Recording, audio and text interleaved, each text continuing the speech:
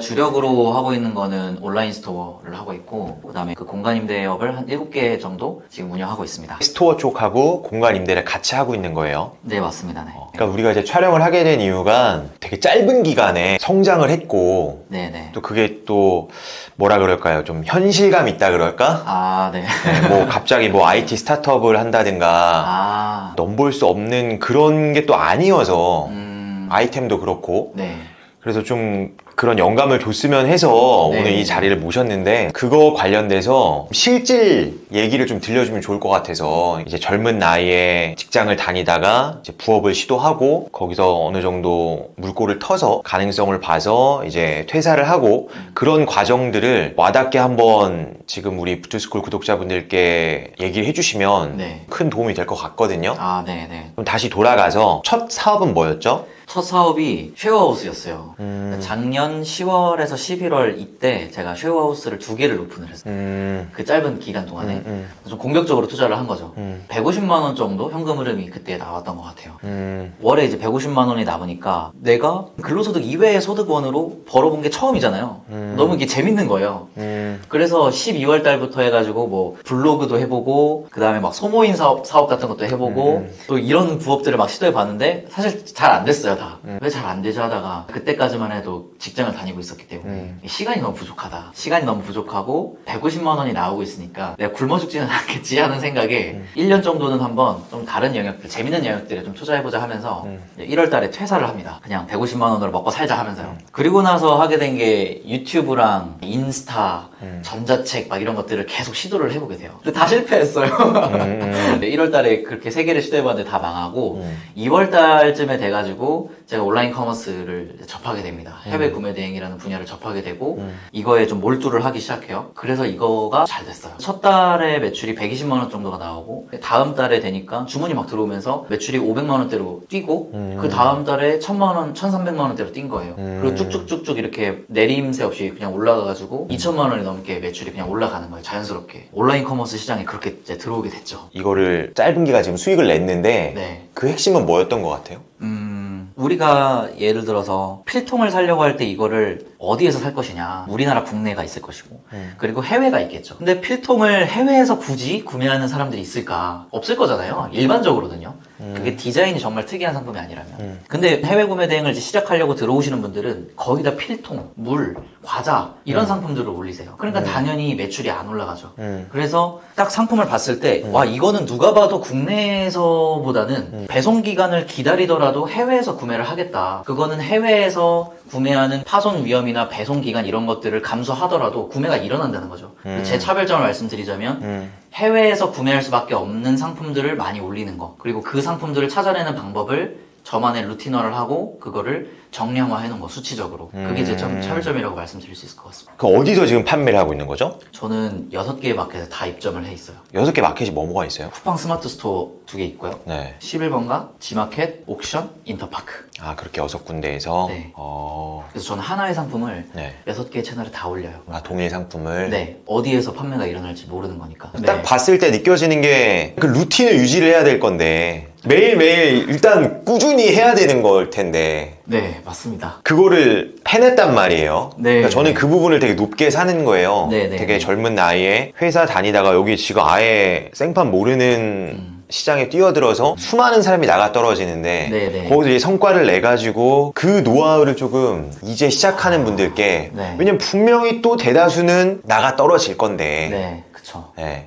그럼 미리 이거를 조금 예방주사를 맞게 해주자. 네. 네. 저는 이렇게 생각하거든요. 그러니까 한 개인이 버틸 수 있는 시간이 소키업이라고 하는데, 소싱 키워드 업로드, 상품을 소싱하고 상품명을 정하고 그걸 업로드하는 과정, 이거를 처음에는 대표가 매일매일 해야 돼요. 노가다를 해야 되는 거죠. 그쵸. 그게 한 3개월에서 4개월이라고 봐요. 개인이 버틸 수 있는 최대 시간이. 최대가 3, 4개월이다. 그 뒤로는 인간의 의지가 나약하기 때문에 안 된다고 보거든요. 첫 번째는 그래서 그 3, 4개월 동안에 환경 세팅을 무조건 해야 돼요. 내가 일하는 장소, 저는 집에서 일을 안 했어요. 무조건 카페에 나가서 일을 했었어요. 거기에 앉아서 타이머를 켜놓고, 타이머라고 있거든요. 쿠팡에 검색해보시면 나오는데, 그거를 켜놓고 집중해서 했어요. 그런 환경 세팅을 일단 해야 되는 거고, 3개월 차가 좀 지나가면서부터는 매출이 나오기 시작할 거예요. 그러면 이제 알바생을 뽑을 수 있는 수준이 되거든요. 매출이. 순수익이. 그러면 그때 망설이지 말고 알바생 뽑으면 나한테 남는 게 없는데 이런 고민하지 마시고 내가 버틸 수밖에 없는 구조를 만드는 게 더 중요한 것 같아요. 내가 매일매일 할 수 있는 구조를 만든다. 그래서 이 부분을 알바생을 고용을 해서 빨리 업로드부터 알바생한테 맡겨버리고 나는 좀 더 그 시간에 체력을 충전하거나 효율 개선을 한다든가 업로드의 질을 높이는 방법을 연구한다든가 이런 식으로 내가 좀 더 단순 반복 작업에서 벗어나서 그런 것들 고민하는 시스템을 만드는 게 장기적으로 유지할 수 있고 중간에 나가 떨어지지 않는 방법이 아닐까. 인간의 의지를 믿는 게 아니라 시스템을 만드는 것을 믿는 거, 그럴 수밖에 없는 환경을 만드는 거. 중요하죠. 네네. 환경 설정은 너무 중요하고. 네네네. 대략 알겠어요. 네. 그러면은 아까 말씀하셨던 아이템 선정에 관련된 게 있을 건데 거기서 또 뭐 다 공개는 못 하더라도 네네. 조금이라도 좀 팁? 팁. 네. 제 컨셉이 뭐냐면 다른 사람들이 이미 잘 팔고 있는 상품들을 제 마켓으로 가져오는 거예요. 이미 시장에서 특히 구매 대행 시장에서 잘 팔리고 있는 제품들을 찾아서 그거를 내 마켓에 그대로 올린다. 이게 그냥 컨셉이에요. 잘 팔리고 있는 거를. 네. 그러면 여기서 이제 질문이 나오겠죠. 그러면 그 잘 팔리고 있는 것을 구체적으로 어떻게 찾는가? 그 부분은 지금 여기에서 제가 말로 설명하기는 좀 어렵고요.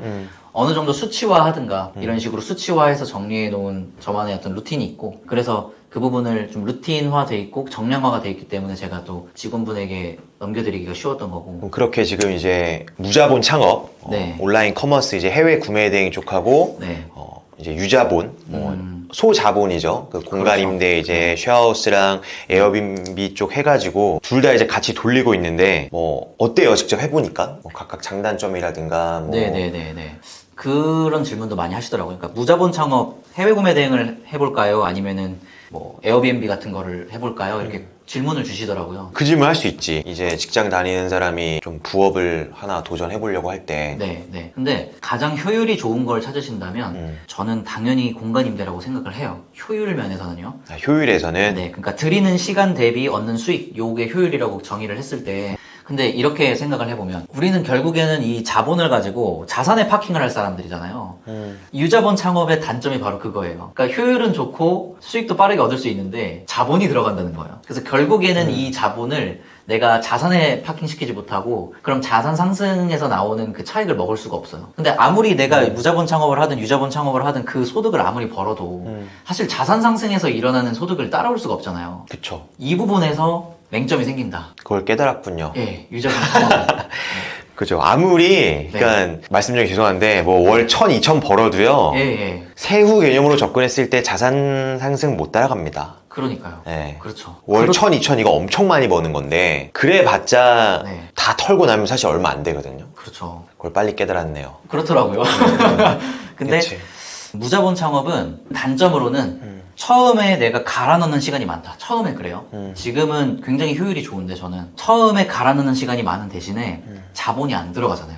그래서 자기가 한 3, 4천 있다 그러면 일단은 3, 4천 중에서 어느 한 3천 정도? 그거를 일단 자산에 파킹을 하시고 돈이 남는다면 유자본 창업을 하시고 쉐어하우스나 에어비앤비 같은 거. 근데 그게 아니라면 그냥 처음 시작하는 사람 입장에서는 무자본 창업으로 시작하는 게 맞다고 생각이 들고요. 가장 베스트는 두 개를 같이 가는 게 좋다고 생각합니다. 쉐어하우스는 시간이 얼마 안 들어요. 오픈할 때 바짝 집중하면 나중에는 시간이 하나도 안 들거든요.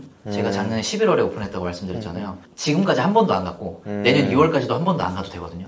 계속 만실이고 알아서 굴러가고 있어가지고 그래서 한 번만 세팅해 놓으면 굉장히 효율이 좋기 때문에 유자본 창업은 그대로 하고 그 남는 시간에 무자본 창업으로 추가적인 현금 흐름을 만드는 게 가장 베스트 아닐까? 이렇게 투트랙으로 가는 게 베스트 아닐까? 그렇게 좀 생각을 하고 있습니다. 아, 맞아요. 그죠. 그러니까 제가 오늘 모신 이유가 일반 직장인이 현실감 있게 부업을 시도해서 그걸 잘 피봇해서 또 그것만 하고 있지 않고 투자도 같이 부동산 투자도 겸하는 굉장히 모범 사례라고 저는 봐서 네, 감사합니다. 그러니까 남들이 말만 들었을 땐 되게 쉬울 것 같지. 이게 또 유튜브로 지금 어떻게 나갈지 모르겠지만 뭐 그렇게 하는 거네 싶지만 그게 참 대단하다는 말씀을 드리고 그 의미에서 또 이제 부자 꿈틀림 사례를 보면서 자극을 받고 네. 다들 또 이제 하고 싶어 하는데 네, 네. 그런 분들께 마지막 좀 한마디 해주시면 좋을 것 같거든요.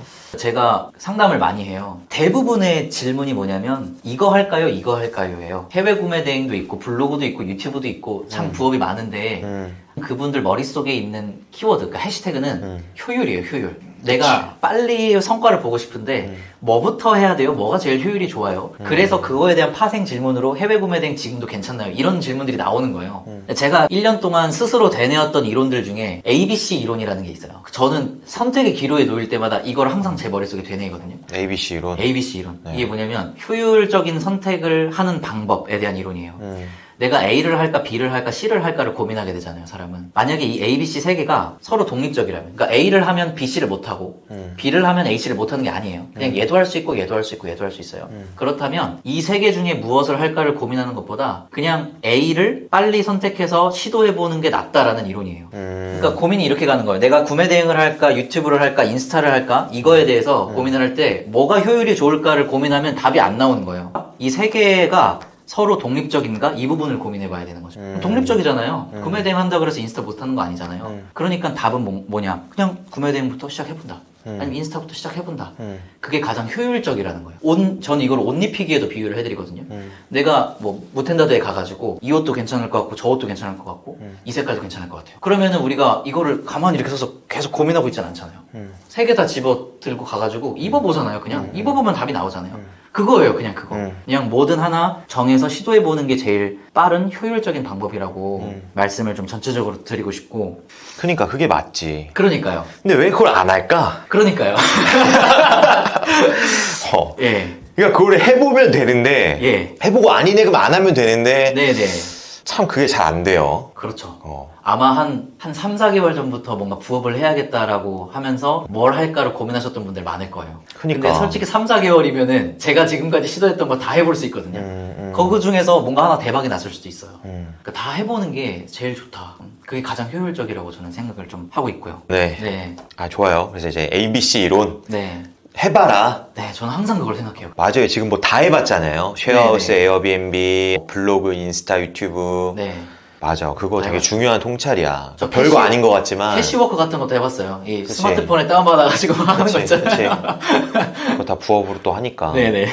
해봐야 알지. 그게 또 딱 맞았던 거잖아, 지금. 네, 그렇죠. 아, 좋습니다. 지금 짧은 기간 워낙 멋지게 성장했고, 앞으로 이제 더 미래가 기대가 되는. 아, 감사합니다. 오늘 좋은 말씀 해주셔서 감사하고, 네. 이걸로 우리 부자 꿈틀님과의 인터뷰는 마치도록 하겠습니다. 네. 감사합니다. 네, 감사합니다. 네.